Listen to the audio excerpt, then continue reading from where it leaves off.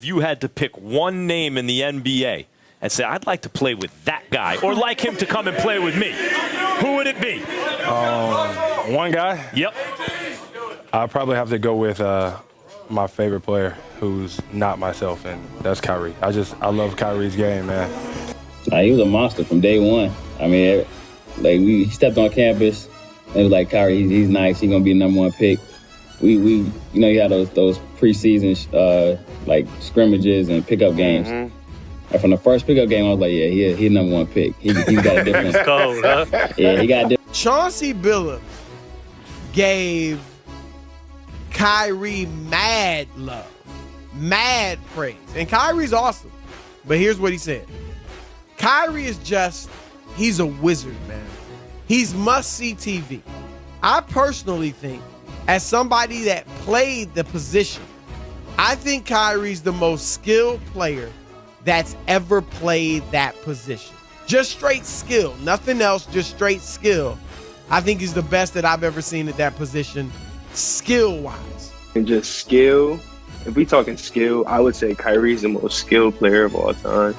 And then I would say, pound for pound or for size, Kevin is probably the most skilled player. I don't think we've seen a 7-footer be able to do what Kevin does. So that's why I say they top 3, top 5. I mean, I wouldn't say there's guys that are more skilled or better than what they do. I think there's definitely guys who are obviously have done what they've done, but just more skilled or being able to do more with the basketball than they can do. I don't think that we've seen that. Coach K, was the head basketball coach for the men's team. So he flew in to watch a scrimmage. Mm. When I say Kyrie, I started on that team. I started with him. He gave me 8 straight. So off the rip? Off the rip. They put T on him. He caught 7 straight. So they're like, all right, well, let's put a bigger guard on him. Let's throw Tony Roden on him. He goes 8 straight. Sub, he's going nuts. It was probably that's the one time. No, I'm lying, but that's the first time that I felt helpless against somebody that's my age. Kyrie certainly. I mean, I remember sitting on the couch at home after Cleveland came back from that 3-1 deficit and beat Golden State. Mm-hmm. And we're watching the game, and we're sitting on the couch, and me and John are there just kind of hanging out. And then my phone rings, and it's FaceTime call. And I'm like, I hate FaceTime calls. Don't FaceTime call me, unless it's my family, right? But it's Kyrie. All right, let me pick it up. I pick it up, and Kyrie's in the locker room celebrating on FaceTime. I'm like, dude, it worked. Your advice worked. You know what I mean? He's completely freaking out. He's like, hey, Gigi. And Gigi's like, hey, congratulations. He's like, oh, my God. And champagne spilling all over the place. So I was really, really proud of him. But so I'd say Kyrie's probably the one I'm closest to. Yeah. I'm like, this dude is ridiculous. And I'll never forget, that was the day of the draft. I was the old 2010 draft. So we all went to Dave & Buster's and watched the draft. And I got a call from Coach K. And Coach was like, Quinn, you did well. I mean, I did play well too. I'm not gonna lie. I'm not gonna say I killed Kyrie or nothing, but I played well, competing against them. And I played really well. But Kyrie just was way, way better than everybody. But I remember Coach, he called me. He was like, I think we got to be more aggressive with your recruitment because, one, you're getting better and you're playing well. But 2, I didn't realize how good this kid Kyrie Irving was. And he definitely won't be here longer than a couple months. So we need a point guard in your class. So, they started recruiting me way, way, way heavier after that, but I'm saying that to say, that's how good Kyrie was.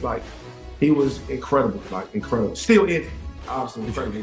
At that time, he was on a different level. You know how nice you got to be for Coach K to say that about you? If Coach K say that, you are stamped. If you Kyrie right now, you out of there. Yep, I have to. He another one that's I used to pack it. I remember I said with Kyrie, and I said, when you going at somebody, what you looking at?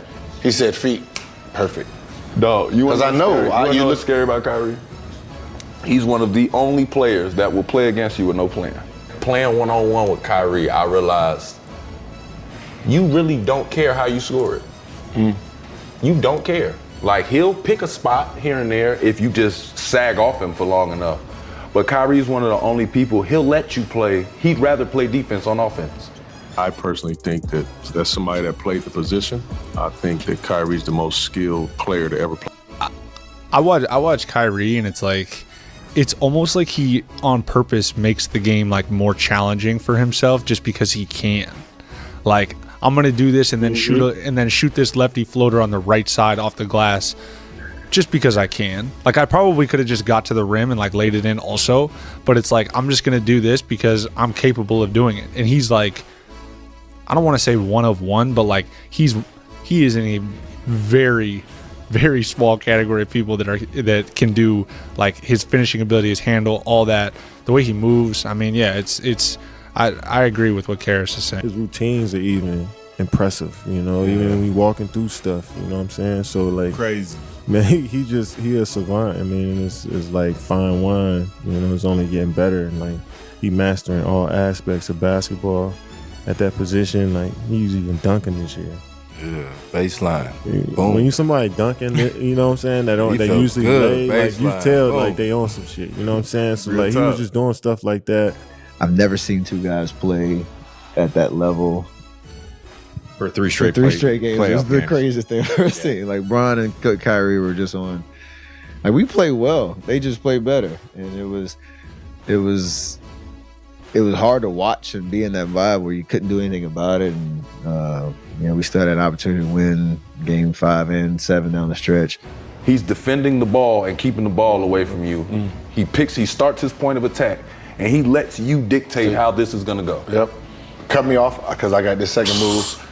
Cut me off, I'll fake it. All he's thinking is I'm gonna go as hard as I can to his left shoulder. If you cut me off, it's because you can't defend over here. We're going this way. If you fast enough to get over there, it's because you left your stance. And now I'm a Euro step and get over here. But once I get under this rim, however you want it. Here, you want it. There, you want it. But there's way more time on the clock than I thought. Me trying to answer Kyrie's 3 over me was kind of in my head, and you force up a shot and you kind of lose momentum, and they win on your home floor. But you can always tip your hat to somebody who just outplayed you, and that's what they did for 3 straight games. And every time I see Kyrie, every time I see Bron, like there's that respect. You know, his skill like, is funny to the point where like he'll pull off. Like we'll go through a play or something and then it's over with, and he'll like grab the ball and like toss up a high, touch the ceiling layup with his left hand, and it'll just go in so easily, and just like he just casually just pop, just go sit down. It's just like little stuff like that he'll be doing, and it's like Kyrie was aggressive. He was probably the most aggressive guy on the select team. And that's just how he plays. He plays with a chip on his shoulder, as he should, and Kyrie's really good. How much will this week help him? It should help him a lot, but I mean, he didn't need this week to know that. You know what I mean? So I don't even know if he's playing in Summer League. If he's playing in Summer League, is he? Oh, well, he gonna kill out there. You know what I mean? Playing great defense, getting 4 or 5 steals in a game, so he like mastering his craft. I mean, I'm sure he already mastered what he does, but as far as like doing every single thing on the floor, I think we asked him to do so much, and he does it every time. And the other biggest regret I have in my basketball career, besides getting busted for the weed, was switching that pick and roll with Steph, with JR and Kyrie. I still can't, I can't bring myself to watch that footage. It's too uncomfortable, you know? If you watch yourself, I can't believe I just gave him that switch. That was a big shot. Now Kyrie got one of the greatest shots in NBA history, and Steph's a great defender too, but I'm just like, man, I can't believe I conceded that switch. It still burns. Kyrie's great, man. He's very quick. I hadn't seen him play. Because in Duke, and I was teasing him the other day, I told him, Duke, you only played 2 games. And in Cleveland, we play you guys well by 30 at the end of the first quarter, so I don't get a chance to see you. You know what I mean? So I was kind of ribbing him a little bit, but he's been extremely impressive here at camp. How good is this experience for his growth, you think? I think it does wonders for it in terms of seeing, the type of speed that he needs to play with, learning from Chris Paul every day, Darren Williams, playing against the best. And you can't help but help. I mean, he just graduated high school, and here he is playing against some of the best guys in the world. I mean, I just can't help but help him. But how he works on this game, how he influences the young dudes, is like that shit was impressive because nobody talk about that with Kai. Like he took a lot of dudes under his wing this year. Like everybody he was working out with, giving them to just being there for him. And it's just like he really is a all around just true basketball player, pure basketball player.